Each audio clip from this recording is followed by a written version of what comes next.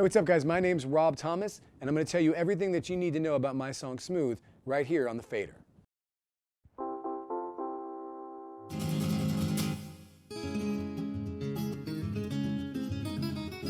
A guy named Evan Lamberg, who was one of the heads at EMI Publishing, he was working on the writing side of it and getting writers together with people. So he threw my name out there. Carlos had never heard of me, had no idea anything about me or Matchbox or any of that. For some reason, You're So Smooth was the first line that came up.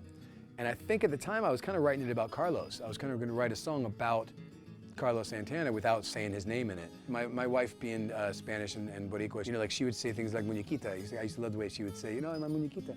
And I was like, oh, I want to, you know, I want to get that in there. And then all of a sudden I started to realize, I was like, oh, I have a smoking hot wife, like that's Latin. I should be writing about this. And then at the end of the day, I guess Carlos was just listening to the demo because I did the demo, and he said, I believe this guy. Does he sing? And I wound up, you know, doing that.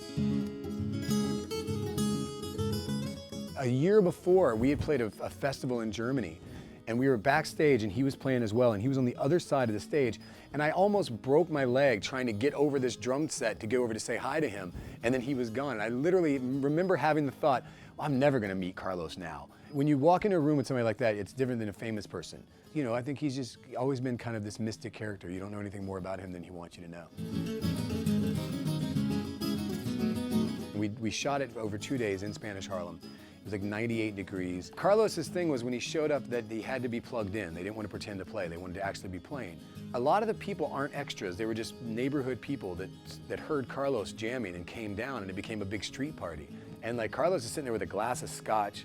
He's got a full suit on, and he's not sweating at all. I'm just like drenched. Everybody else is dying, and Carlos is just like chill.